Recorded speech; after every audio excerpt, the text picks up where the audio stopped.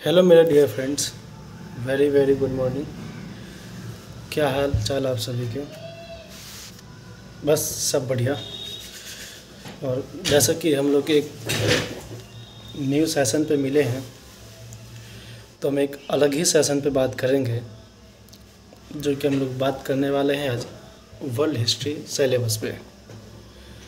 तो मेनली सबसे ज़्यादा मोस्ट इम्पोर्टेंट क्या होता है कि किसी भी चीज़ को पढ़ने के लिए सिलेबस के साथ साथ PYQ भी प्लस क्या आपके सोर्स होने वाले हैं, कैसे पढ़ना है, मतलब नोट्स होने चाहिए आपके पास, फिर रिवीजन होने चाहिए, PYQ प्रैक्टिस, ये सब चलते रहने चाहिए आपके पास। तो हम लोग एक्चुअली पढ़ने वाले हैं विश्व का इतिहास यानी वर्ल्ड हिस्ट्री। वर्ल्ड हिस्ट्री में हम लोग मेनली 3 चरणों में हम लोग अध्ययन करेंगे। तो बात करते हैं हम लोग अपने पहले चरण की। तो पहला चरण है 1700 से 1914 के बीच जितने भी प्रमुख घटनाएं हुई हैं, जैसे कि पृष्ठभूमि में पुनर्जागरण, धर्म सुधार आंदोलन, भौगोलिक खोज और प्रबोधन, ये सब हम लोग पढ़ने वाले हैं वर्ल्ड लेवल पे। फिर हम लोग देखेंगे अमेरिकी क्रांति, फिर फ्रांसीसी क्रांति, नेपोलियन, वियना सम्मेलन, इटली एवं जर्मनी का एकीकरण, दक्षिणी पूर्वी यूरोप में राष्ट्रवाद, 1830 एवं 48 की यूरोपीय क्रांतियाँ, औद्योगिकीकरण, उपनिवेशकरण, ये हम जितने भी इसमें अध्ययन करेंगे लोकतंत्र, राष्ट्रवाद, पूंजीवाद को समझने के लिए ही मेनली हम पढ़ रहे हैं। और सेकेंड फेज में है 1914 से 1915 में के प्रथम विश्व युद्ध में कारण क्या थे, इसमें पेरिस शांति सम्मेलन भी हुए और उसके परिणाम क्या है। फिर समाजवाद, साम्यवाद, रूसी क्रांति, इटली में फांसीवाद, जर्मनी में नाजीवाद, राष्ट्र संघ, तुष्टीकरण की नीति, महामंदी, फिर द्वितीय विश्व युद्ध। फिर तीसरे चरण में हम लोग पोस्ट वर्ल्ड वॉर देखेंगे, मतलब शीत युद्ध के बारे में, फिर USSR का गठन और उपनिवेशीकरण में रंगभेद जो कि साउथ अफ्रीका में था। सबसे मेन थीम है अपने क्लास नोट्स पे मेन पकड़ होनी चाहिए। क्या था कि यूरोप में 14वीं से 18वीं सदी से पहले, 14वीं से 18वीं सदी के जो मध्य था, राजतंत्र कमज़ोर हुआ। राजतंत्र के नीचे सामंत आते थे, पोप पादरी का प्रभाव हुआ करता था। उच्च वर्ग, राज परिवार, सामंत, पादरियों, निम्न वर्ग में आपकी व्यापारी, कंपनी, कारीगर, बंद अर्थव्यवस्था थी। उत्पादन, उपभोग, विलासिता था। यहाँ पे जो राजतंत्र था वो निरंकुश था, सामंत कमज़ोर हुआ करते थे। जब ये तब हुआ जब 14वीं से 18वीं सदी में यूरोप में पुनः जागरण, भौगोलिक खोज, प्रबोधन, धर्म सुधार हुए। जो उच्च वर्ग में सामंत थे, इसमें मध्य वर्ग ऐड हुए, मध्य वर्ग का उदय हुआ। निम्न वर्ग में श्रमिक, किसान, ये सब इनका सेम चलता रहा। बंद अर्थव्यवस्था में पूंजीवाद, उत्पादन उपभोग में विलासिता का मुनाफा बना रहा। तो पुनः जागरण देखते हैं, पुनः जागरण क्या था और पुनः जागरण का क्या प्रभाव रहा। तो पुनः जागरण का एक्चुअली वर्ड होता है स्टेट ऑफ माइंड, मतलब क्या मनोदशा रही है उस समय लोगों की। हम मिलती मनोदशा की बात करते हैं। शाब्दिक दृष्टिकोण से देखें तो पुनः जागरण का अर्थ है फिर से जागना। सीमित अर्थों में 14वीं से 16वीं सदी के बीच पश्चिमी यूरोप में प्राचीन यूनान, रोम के साहित्य, दर्शन इत्यादि में रुचि के संदर्भ में इस शब्द का प्रयोग किया जाता है। व्यापक अर्थों में इस शब्द का प्रयोग एक विशेष प्रकार की मनोदशा के लिए किया जाता है।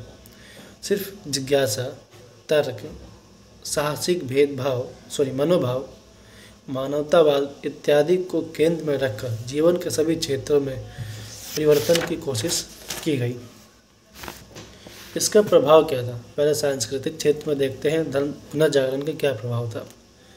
भाषा साहित्य, लैटिन भाषा के साथ साथ क्षेत्रीय भाषाओं का भी विकास प्रारंभ हुआ तथा साहित्य की रचना भी की जाने लगी। साहित्य भाषाओं में रचना या क्षेत्रीय भाषाओं में रचना की जाने लगी। अंग्रेजी, फ्रेंच, जर्मन, इटालियन इत्यादि। इन साहित्य में तार्किक एवं मानवतावादी दृष्टिकोण का महत्व दिए जाने लगा। फिर देखते हैं कला के क्षेत्र में। कला के सभी क्षेत्र में जैसे स्थापत्य, चित्रकला, मूर्तिकला, संगीत इत्यादि के क्षेत्र में धर्म के साथ साथ मानवीय सुख सुविधा को भी महत्व दिया जाने लगा।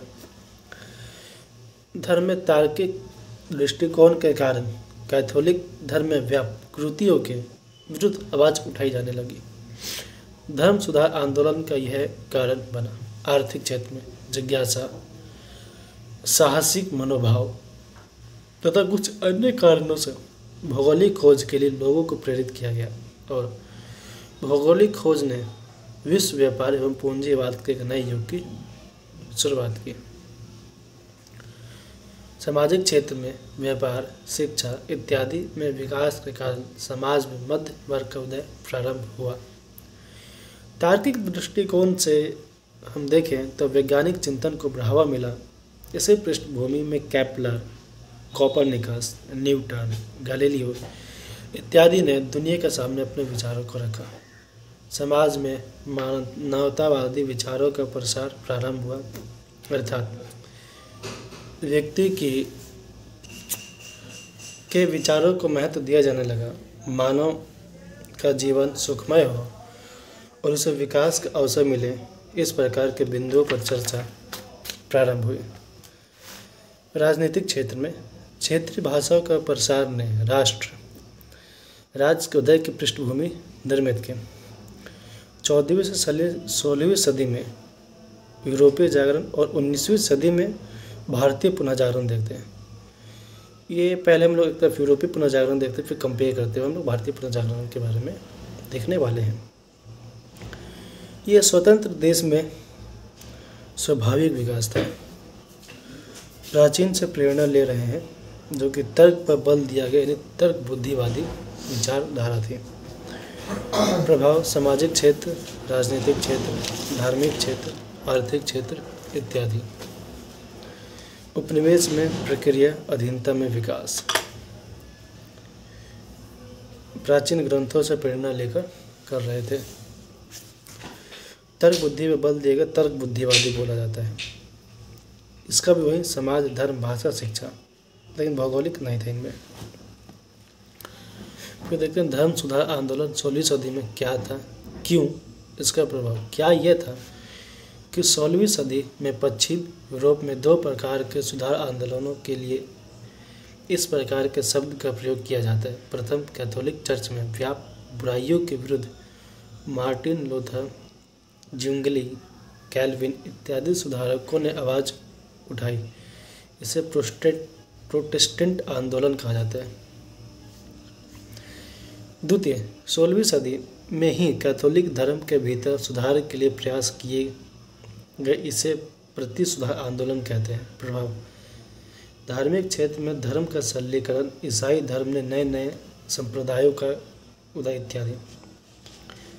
आर्थिक क्षेत्र में सुधार आंदोलन के कारण पूंजीवाद को गति मिली, जिसे प्रोटेस्टेंट आंदोलन ने ब्याज पर कारोबार का समर्थन किया तथा जहाँ जहाँ प्रोटेस्टेंट आंदोलन का प्रभाव दिखा, वहाँ के लोगों को चर्च के द्वारा आरोपित करों के बोझ ने कुछ राहत मिली और पैसे का उपभोग आर्थिक गतिविधियों में किया गया।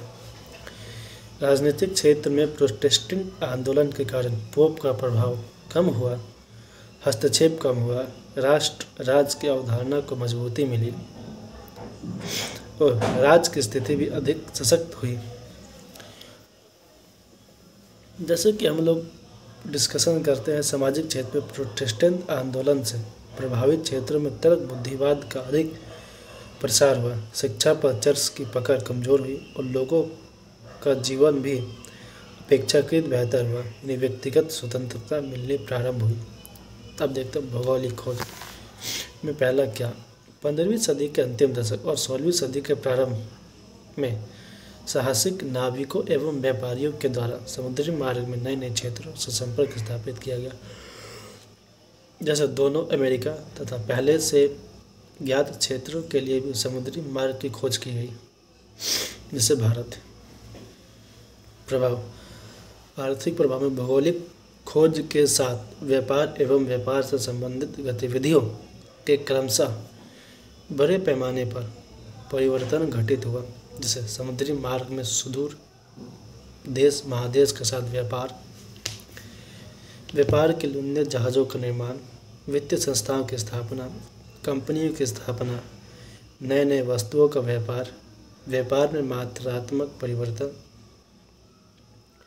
तथा विश्व व्यापार के नए युग की शुरुआत। इन परिवर्तन को व्यापारिक क्रांति या वाणिज्यिक क्रांति के नाम से भी जानते हैं। भौगोलिक खोज के कारण अधिक से अधिक मुनाफा के लिए निजी स्वामित्व में बड़े पैमाने पर व्यापारिक गतिविधियों का संचालन प्रारंभ हुआ और अधिकांशतः महादेश एक दूसरे से अधिक रूप में जुड़ते चले गए। राजनीतिक दृष्टिकोण से देखें तो पश्चिमी यूरोपीय देशों के शासकों ने व्यापारियों का समर्थन किया और व्यापारियों ने राज्य का समर्थन दिया। इससे राज्य की आर्थिक एवं सैनिक स्थिति भी मजबूत हुई। आगे चलकर सामंती व्यवस्था के कमजोर होने तथा निरंकुश राजतंत्र के उदय का महत्वपूर्ण कारण बना। पश्चिमी यूरोपीय देशों के साथ द्वारा आर्थिक फायदे के लिए उपनिवेशों की भी स्थापना की गई। उपनिवेशीकरण, व्यापार पर एकाधिकार इत्यादि के कारण उन्नत नौ परिवहन, नौसेना, उन्नत हथियारों के विकास में यूरोपीय देशों ने निवेश किया। 16वीं से 18वीं सदी के बीच पश्चिम यूरोप में वाणिज्यवादी विचारधारा का प्रभाव देख सकते हैं। इसमें अनुकूल व्यापार संतुलन तथा सोना चांदी के संग्रह पर अधिक बल दिया जाता था। अब देखते हैं प्रबोधन या ज्ञानोदय, इनलाइटमेंट।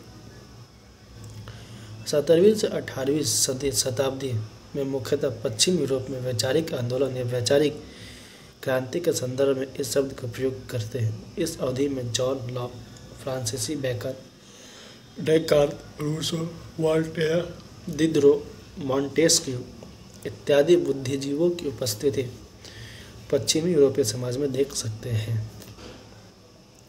इन बुद्धिजीवों ने समकालीन राजनीतिक, आर्थिक, सामाजिक, धार्मिक समस्याओं के संदर्भ में अपने विचारों को रखा तथा समस्याओं के संदर्भ में विकल्प भी प्रस्तुत किए। इन्होंने स्वतंत्रता, समानता, पंथ निरपेक्षता, सशक्तिकरण, आर्थिक क्षेत्र में अहस्तक्षेप की नीति जैसे विचारों को अमल में लाने का सुझाव दिया। समकालीन व्यवस्था की आलोचना हो या वैकल्पिक व्यवस्था का सुझाव, दोनों ही परिस्थितियों में इन्होंने तर्क के आधार पर अपनी बातों को रखा। और जैसे कि अब एक चैप्टर कंप्लीट कर चुके हैं और अमेरिकी क्रांति को हम लोग पढ़ने वाले हैं। अमेरिकी क्रांति के क्या कारण थे, इसमें अंग्रेज़ों की असफलता के कारण और अमेरिकी क्रांति के महत्व को देखने वाले हैं। उससे पहले मैं एक छोटी सी एक लाइन पढ़ के आपको सुनाते हैं कि कैसे कैसे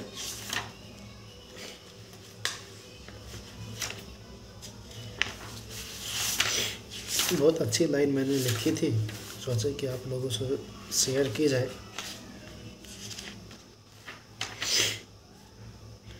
रोता तो नहीं हूँ, बस मुस्कुराना भूल गया हूँ। पहले की तरह मैं जीना भूल गया हूँ। जाने किस बात की सोच में खोया सा रहता हूँ। बक भूल गया हूँ। लोगों से अब दिल मेरा शिकायत तक नहीं करता। कोई है भी क्या अपना, मैं ये भी भूल गया हूँ। मैं सहम सा गया हूँ अंदर से, ना जाने क्यों मैं एक उससे खुद को हंसाना भूल गया हूँ। दिल मेरा भी करता है ख्वाब हकीकत में हो मेरा। जब से टूटा हूँ ख्वाब सजाना भूल गया हूँ। तो हम लोग मिलते हैं अपने एक अलग और न्यू सेशन में एक नए अंदाज के साथ। जब तक के लिए आप लोगों से हम लेते हैं विदा, और मिलेंगे हम लोग एक नेक्स्ट सेशन में जो हम लोग पढ़ने वाले हैं अमेरिकी क्रांति। जय हिंद, जय भारत।